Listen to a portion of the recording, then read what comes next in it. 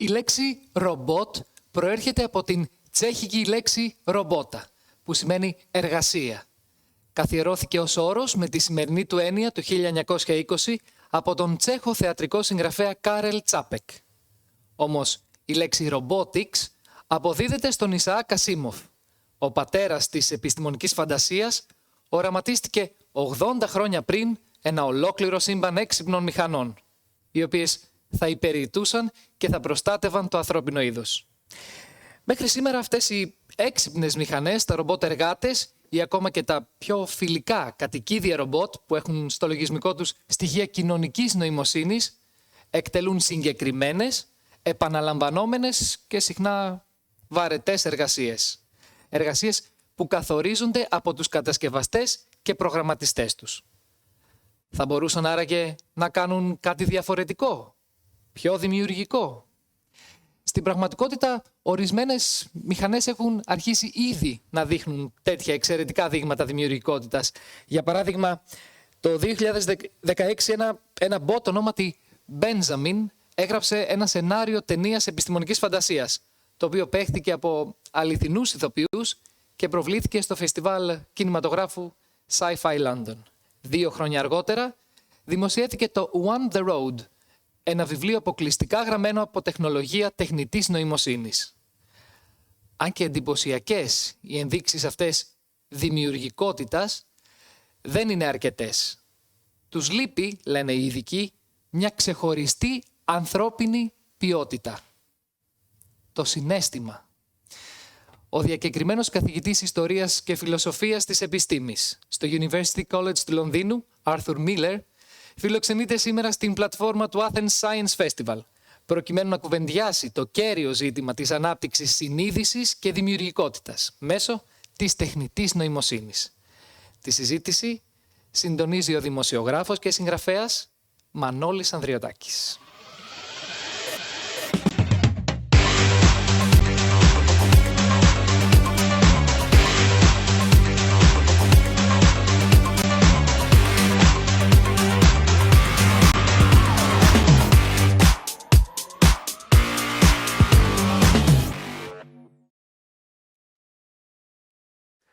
Hello, everyone.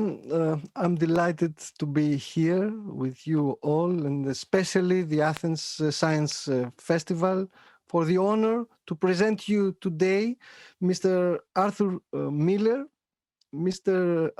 Miller is an emeritus professor of science and philosophy of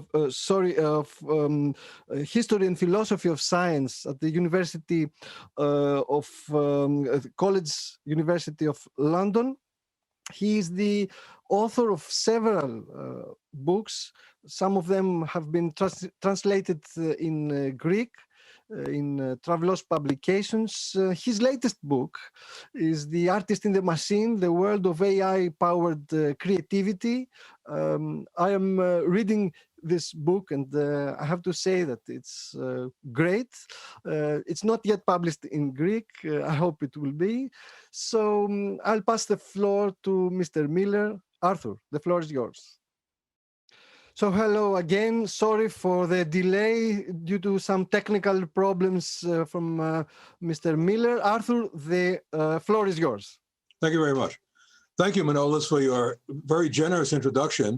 And huge thanks to Christiana Kazaku for inviting me to lecture at the always spectacular Athens Science Festival. And I thank you all for attending my talk, however, virtually. Okay. Knock, knock. Who's there? Alec. Alec who? I like knock, knock jokes. Well, that's kind of lame, but I'll bet not many of you guessed that that joke was created by a machine. Creativity has always been a controversial topic, but even more so in the age of AI, where it has been extended from humans to machines. This is what I will speak on today, the world of AI-powered creativity. To explore machine creativity, we need to understand precisely what we mean by creativity in terms that we can apply to people as much as to machines. Since we have to start somewhere, I will begin with the only creativity we know, ours. My own theory of creativity emerged from my research into highly creative people. This has led me to define creativity as a two-step process. One, the production of new knowledge or artifacts from what already exists. And two, this is accomplished by the process of problem solving. Indicators of how creative is the new knowledge or artifact is whether it is novel, surprising, ambiguous, or complex. These judgments, while necessary, are quite subjective and so must be handled with care. Next, we ask, what are the drivers of creativity? What are the dynamics of the creative process?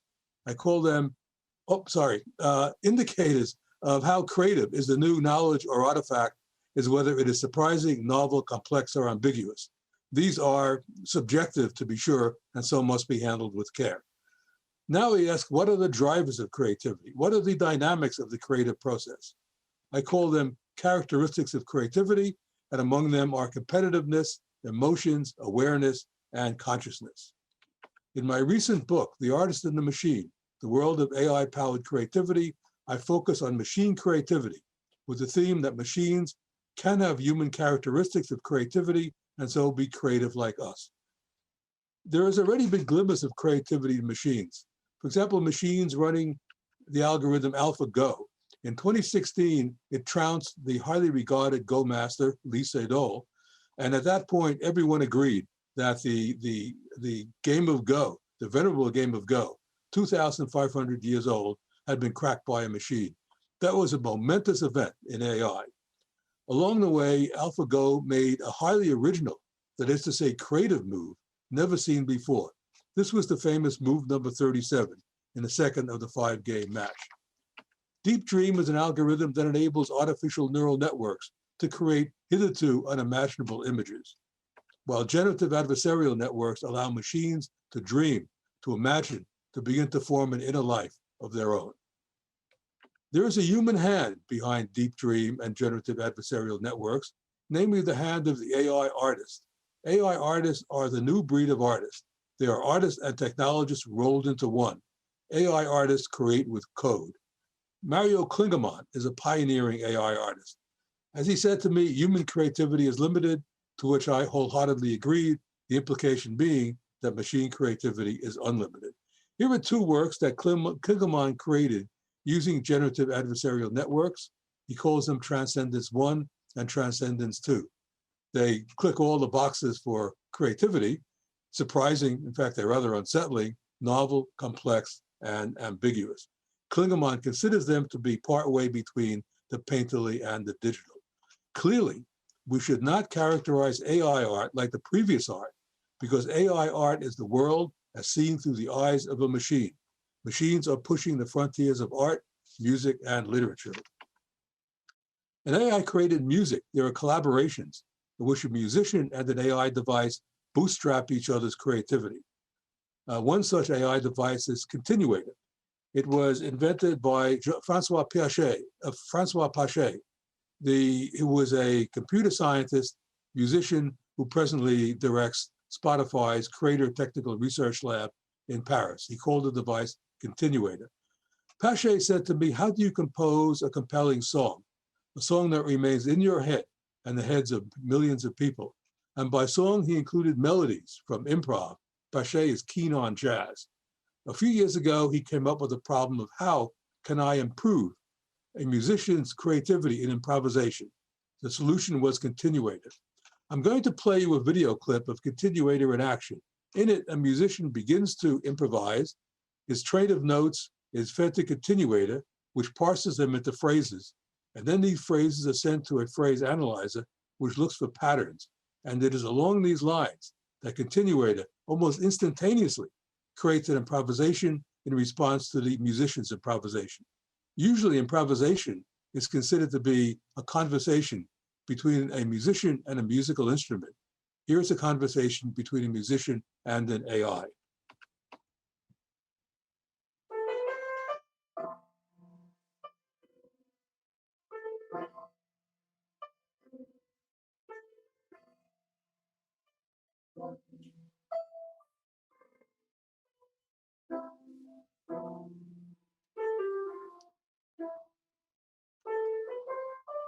continuator cuts in almost seamlessly.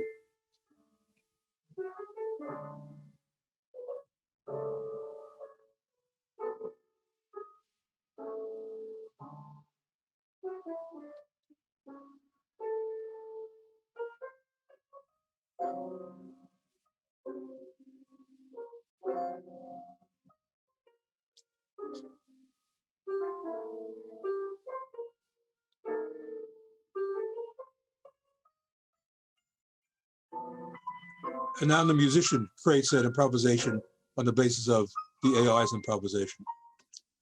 What about machines as authors? Here I want to say a few words about the work of Ross Goodwin, who was a computer scientist, who said to me, "We are on the cusp of creative machines. It seems inevitable to me." I, of course, wholeheartedly agreed. In collaboration with Oscar Sharp, a filmmaker, Goodwin trained a neural network with scripts from hundreds of sci-fi TV shows like Stargate, Star Trek, and X-Files. Then he used an algorithm that predicts sequences of words based on the input corpus on which the machine was trained. Then he used a seeding sentence, to paraphrase his seeding sentence, "I don't care what you think, I'm going to do this anyway," and the machine spat out a screenplay replete with stage directions. They called it Sunspring. Sunspring is a sci-fi drama in which the actors deliver their somewhat gnomic lines with passion and intensity, making them make sense. By the way, Sunspring was the first AI scripted movie. Here is a clip from Sunspring. A big, honest idea. I am not like, well, I have to learn to the skill.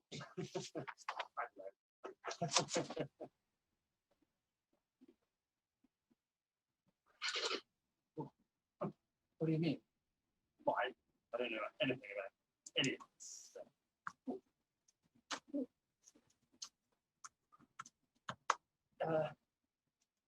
Anyway, There's no answer. we're going to see the money.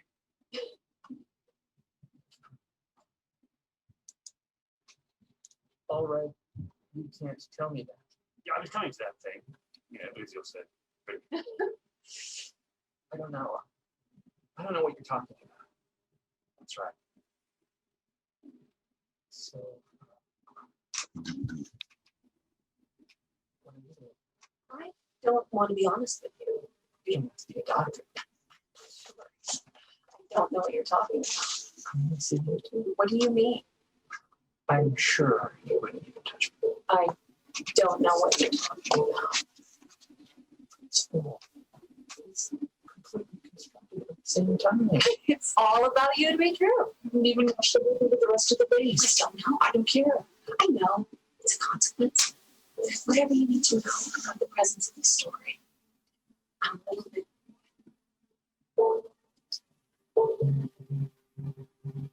I don't know. I need you to explain to me what you said. Well, you saw this actor spit out his eyeball, and that was according to the instruction, actor spits out eyeball. Now, that's no more weird than the famous stage direction in Shakespeare's Winter's Tale, exit followed by a bear. I'm interested in work that explores the borderline between sense and what appears to be AI-created. I'm interested in work that explores the borderline between sense and what appears to be nonsense and AI-created prose, as in Sunspring. Now, machines are particularly good at this because they can create texts that don't work in the way that people expect language to work. In this way, machines can change the landscape of language, and so the course of literature, just as they have changed the course of art and music. Now, Sunspring is certainly interesting and amusing, but the algorithm that created it has, of course, been superseded by GPT-3, Generative Pre-trained Transformer. The 3 means that it's the third in the generation of these devices. GPT-3 is the most powerful language processing model ever produced to date. It can generate human-like prose. Here's a short film scripted by GP3. Note particularly the introduction. Hi, I'm Jacob, and this is the short you're about to see has been written by artificial intelligence. I wrote the first 2 lines of the script better than this program. When you see a dot appear on the screen, the script is now being written by the AI.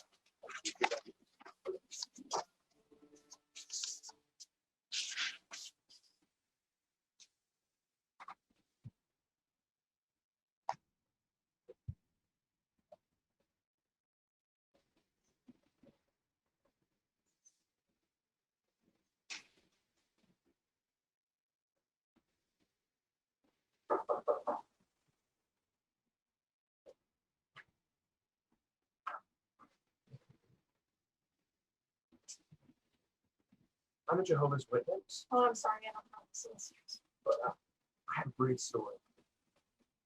Notice this, please. I was a drug dealer. Shootout. In retrospect, it's a very dangerous job, though. I love it.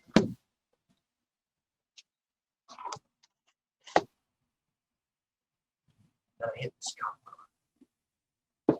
They chased me. I was weaving through the city. There was something. And then I saw a road that led to this alley. And I figured, since I had some time, I could lose it. So I swerved. There were 2 women in the alley. They were arguing. I was going too fast.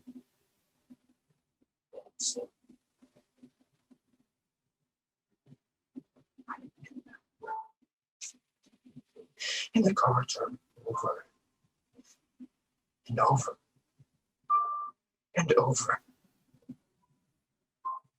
That's the worst pain I've ever had. The day later,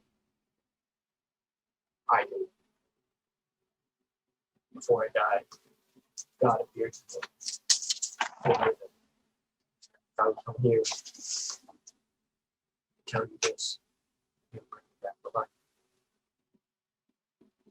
I was instructed to tell you the story.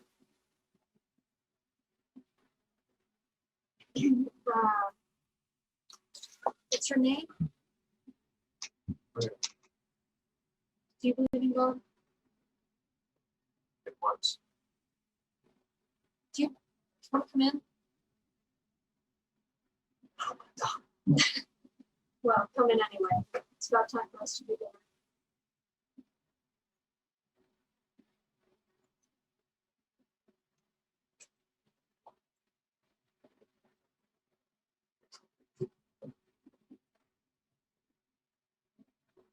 That's the worst story I've ever lived. I'm really gonna die.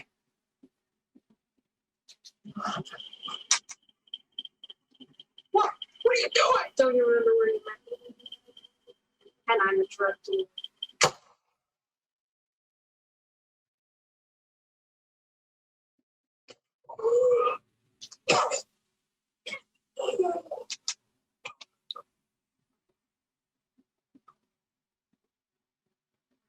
And shootouts? Shootouts are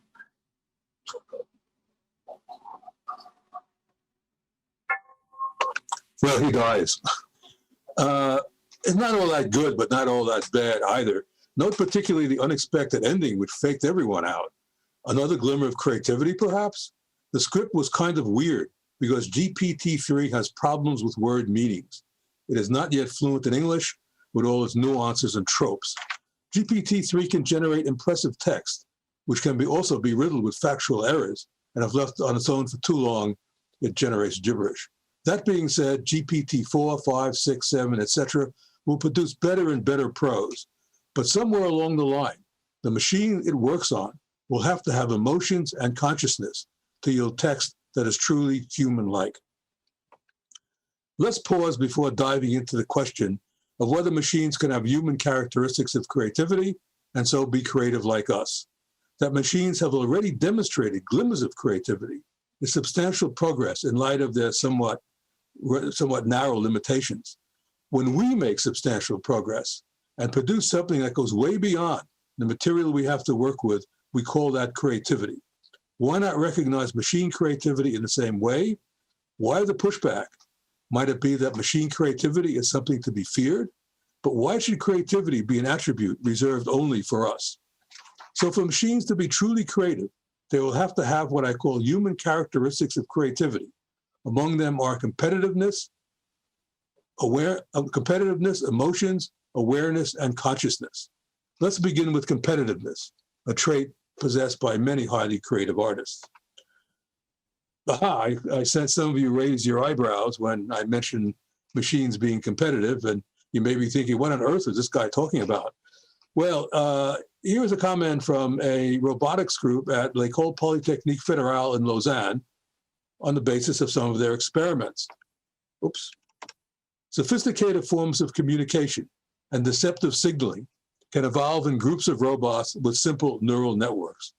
In other words, we can evolve robots that can be deceptive, can even lie, forms of emotion. Even among robots, there is survival of the fittest.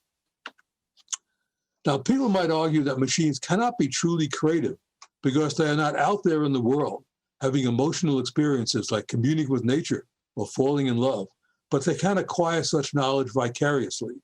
In the near future, machines will be able to read a language fluently with all its tropes and nuances, and so be able to truly read the web and acquire more knowledge than we can in a lifetime.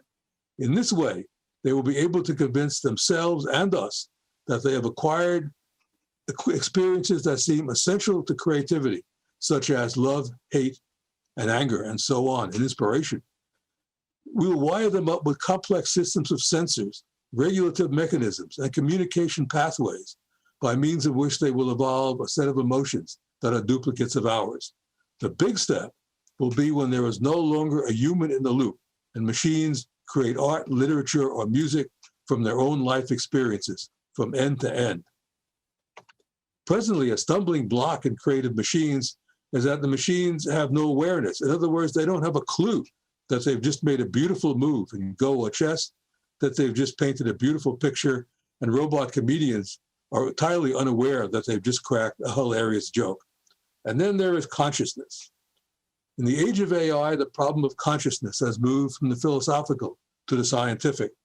After wrestling with the problem of consciousness for some years, I've concluded that it results from the processing of incoming data by the 100 billion neurons that make up our brain. And so consciousness is computable. That is to say, it's reducible to numbers. And so there is no reason why machines cannot be programmed to have consciousness. See my book for details. In the future, I believe machines will create art, literature, and music of a sort we cannot presently imagine. But what I can imagine is a future for art in which there are three strands. One, people continuing to do conventional art like painting oil portraits. People continuing to machines working entirely on their own, and collaborations between humans and machines. So while we should keep in mind big questions, such as can machines be creative? Can machines create art? We should also bear in mind questions like, can we as humans learn to appreciate art we know has been created by a machine from beginning to end? This may well become a moot point, because by then, what it means to be a human being will have been dramatically transformed. For are we not merging with machines? And this may not be a bad idea. This may be a pathway for the survival of the human race, whatever human will mean by that time. Because besides having the potential for unlimited creativity, machines can look into the future, sense problems, and immediately begin to deal with them, something that we don't seem to be very good at. Thank you. Great, Arthur. Thank you very much for your presentation. Thank you. It's great to discuss all those things. I would like to inform the audience that we now have a quarter for answering questions. So if you have questions, you can send them, and Arthur will say what he has in his mind. But I would like to pose you a question, since I have interviewed some researchers who said that machines cannot have a sense of humor, since machines don't have senses. Why don't you agree with that? Well, that's right. Machines have no sense of humor right now. Humor is an enormous problem. Humor is considered sometimes to be the last frontier. I mean, imagine what it is to crack a joke. You have to know when to cut into the conversation, what tonation to use, and so on. So that's a bit far off. There's a lot of research going on with machine humor, but so far there have been no great strides. Mm-hmm.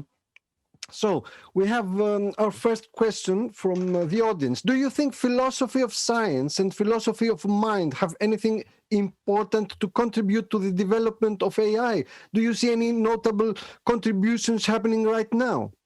Well, I have to say I've seen no notable contributions from philosophy on artificial intelligence. I think it will be the case that having worked in philosophy of science, I think in this case, philosophy of science will have to be reworked to deal with AI, to deal with essentially alien life forms. I mean, what I find interesting is that we don't have to go to Mars to find alien life forms. They're developing right next to us, and the astounding thing is that we are merging with them. So it may be. There have been discussions by philosophers who are dealing in ethics and AI. For example, if AI is if can evolve a consciousness, then we will have to be careful in dealing with them. We can't have them any longer cleaning out nuclear reactors because when you have consciousness, you have pain, can suffer pain. And so there'll have to be a whole new ethics. And I believe this is a way also to avoid too many killer robots running around. Right now, the big thing with robots is collaborate with machines. It's collaborating with them. We collaborate with them. We bring them along. We make them creative, and I think along those lines, machines will not be despotic. I mean, they're human beings that are horrible people, so we can expect some machines to be horrible too. But on the average, we would expect machines to be, of course, they will be super intelligent. There will be, in about 40 years, artificial general intelligence, where we'll have machines that are as intelligent as us. At that point, there'll be no difference between artificial intelligence and human intelligence. There'll be just intelligence. And I've always considered artificial intelligence to be a terrible oxymoron. There's only intelligence and only creativity. And just because it isn't practiced by humans doesn't mean it's artificial. And then there'll be artificial superintelligence, machines that will be much, much smarter than us. And will have since they have a different physiology, there's no reason why they won't have a different sense of emotions and empathy. I mean, different from us. But one thing is for sure, that these machines will have unlimited creativity, because machines have that potential. Mm-hmm. We have two more questions. We will certainly reach to a point that robots make their own decisions, but doesn't that fact opposes to their basic purpose?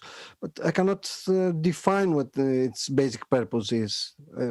I cannot understand the question. I will repeat it. We will certainly reach to a point that the robots make their own decisions, but doesn't that fact opposes to their basic purpose? What do you understand? Well, maybe the person asking the question is considering the basic purpose of robots to be filling envelopes at Amazon or something like that. We would expect robots to go beyond that, even be almost like people. There's no reason to believe that their skins won't be soft, and what their insides will be. So we can expect robots to be more than putting automobiles together and working in industry, but more than even partners to us. Again, and questions like that are difficult to answer because the change in what it is to be a human is changing faster than the Darwinian rate of change, which is, millions of years. Right now, this changes every 5 years, and soon there'll be chips in our head and so on, and we'll be hooked up to the web, and that will certainly change our world picture. Yes. Another question, maybe we can add two questions. It's since emotion is a spontaneous act, how can robots be programmed to experience feelings such as anxiety or falling in love? And we could add the next question, which is, what's the exact role of developing consciousness in AI? Well, with emotions, one way that machines can evolve emotions is reading the web. And being fluent in the language means you can truly read the web and watch movies on the web as well, and watch how people move about the world, and in that way develop a set of emotions which are duplicates of ours, and maybe in some way that we can't even imagine right now go beyond our emotions. What was the second question? What's the exact role of developing consciousness in AI? Oh, in order that that AIs will be more creative. I mean, consciousness is part of creativity. Consciousness is our inner being. It's our life. It's the way we see the world, very much so. And self-consciousness too. Pardon me? And self-consciousness too. Yes, absolutely. Awareness and self-awareness is consciousness, and so we are aware of the world about us, and also aware of us. I mean, machines right now have no awareness, but they do have a very primitive sense of self-awareness, in that they are aware of the problem they're working on, and they are aware of their circuitry as well. Because I have read a book by John Higgs. He says that AI is like a tree, like trees. Trees are very complex. They have, very complex structures, their root system, the way they breathe, but they don't have self-awareness. It's the same with AI, but you don't agree with that. Sure, right now they don't have any awareness or self-awareness. I mean, we are basically machines as well. At one level, we're biological machines made up of muscle, bone, veins, arteries, cells. And then when we go down another level, we're chemical machines. In fact, we have very much chemical machines. And then at the deepest level, we're electrons, protons, neutrons, gluons.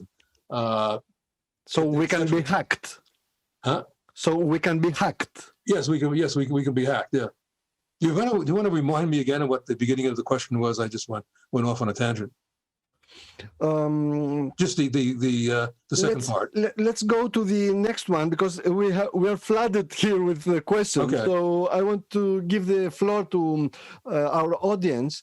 Do you consider any possible merging of humans with robots to avoid any environmental threats? Well, that's an interesting question. That can be a case. Well, I mean, we could merge with machines, and machines are the brains of robots and the innards of robots. Just as we have an architecture in our body, machines have an architecture too. What's amazing is that something made up of wires and transistors can be creative. So they will have. We will merge with them and be able to, in that way, be able to better deal with ecological problems. Mm-hmm. And there's another interesting question. What are the main dangers in the trial to embody emotion in AI? Is there a borderline that we have to pose in this attempt? I don't think so. I mean, we can go all the way, and with machinery, with engineering, engineer new architectures. I mean, maybe in a few years, an Einstein of artificial intelligence will come along and think of some incredible architecture that nobody had thought of before, that by means of which becomes much easier to instantiate emotions and empathy into machines. Another question says, robots will leave humans behind soon. Is there a possibility we become their means of service? Well, no. I mean, we would hope that in the age of artificial superintelligence that humans will not become, lapdogs or playthings. And that won't happen because, again, what it is to be a human being is changing. And so we will be more or less changing with the way machines are changing. And in that way, and we will collaborate with them and also they will be able to work on their own. It's very difficult, dangerous to predict more than 5 years into the future these days. But to come up with a dystopian scenario like that, will probably not necessarily be the case. Unfortunately, dystopian scenarios sell more books than uplifting scenarios. Yes, and you are a convincing techno-optimist, as you That's right. said. Yes, and that's what I like to your view. I wanted to ask you a question about the arts, and because we had a discussion before about this new trend of NFTs and blockchain art, which is very interesting because, as you said, AI art is now the artist behind. Right. It's the one who codes. So, can you tell us a few more things about this? About the blockchain art. NFT. What is the basis of it is called a non-fungible token, and the non-fungible token is the mint work, the original work. Like there's only one original Mona Lisa, and it hangs in the Louvre, and everything else is knockoffs of it. You can look up Mona Lisa on the web and copy the image. Similarly, that's been the case with AI images, but now somebody thought up the idea of putting a mint image on blockchain. In other words, you block it into a box, broadly speaking, and only you have the password. And then you can sell that mint piece to someone else and give them the password, and they own it. All this is done with cryptocurrency. And the sales have been amazing. One sold for $60 million. But that's and a lot of AI artists are working with that now. Just look at Twitter. There are big chains of conversation going on of what to do with NFT. For you, what is the most noteworthy, let's say, piece of art, of AI art today? That's really difficult to say. The artist I mentioned, Mario Klingemann, has done some extremely interesting work. Mario has worked right from the beginning with Deep Dream and then general adversarial networks and all spin-offs of generative adversarial networks. And I think you should take a look at his art. In particular, the line of Transcendence 1, Transcendence 2 that I showed on screen. And Mario is also working with NFT. So follow him on Twitter, and you'll be up to date. In fact, a lot of his art is exhibited on Twitter, even though he was in a couple of years ago, a work sold for $432,000. It was auctioned by Christie's. And it was actually a very inferior piece of AI-created art. Work of Mario went up on the auction block the following several months later at Sotheby's, and that sold for $50,000. We have 3 more minutes. Arthur, I suppose that artists are revolutionaries. Artists are ahead of their times. Will we see revolutionary machines? Yes, absolutely. And artists will probably play a role in it. These are the AI artists who are artists and technologists, artists and computer scientists rolled into one. Pache was a musician, computer scientist, and so on. Yes, I think what people sometimes do in AI is to invent an interesting algorithm, and then artists will push that algorithm to their limits, and that way art and technology work hand in hand. Even beyond that, art and technology are fusing into one, because there is a device which I mentioned, GPT-3. And that's an artificial neural network, so everything is reduced to numbers. Images are reduced to numbers, musical notes are reduced to numbers, text is reduced to numbers. You have all these numbers running around inside the machine. And so you have a fusing of art, literature, and music. And one can imagine sometime in the future sculpting with words and music and having a symphony made out of Pablo Picasso's Les Demoiselles d'Avignon. So AI has opened up whole new worlds. And we should not be afraid of the Terminator scenario. No, you don't have to fear that. but one has to be somewhat careful. But I think those are sci-fi dystopian scenarios.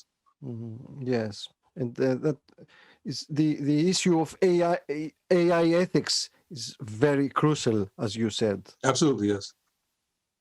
Okay, since we don't have any more questions, I don't know if you have something else to add. Just follow AI. AI is opening up whole new worlds for us across industries. It is the previous 3 industrial revolutions were very much different from this 4th industrial revolution. And that changes were pretty slow. Now changes are going extremely quickly. Job markets change. People will have to redefine themselves. Yes, for sure, for sure. Arthur, I hope your new book gets published in Greek soon for the Greek audience to read this wonderful book. Absolutely. I thank you very much for sharing with us all those thoughts. I hope we'll see you in Greece soon. Yeah, that would be great. After this adventure. And thank you very much. Thank you very much, Manolis. The Athens Science Festival too. So thank you. Bye and take care. Bye. Stay safe. Bye. Bye.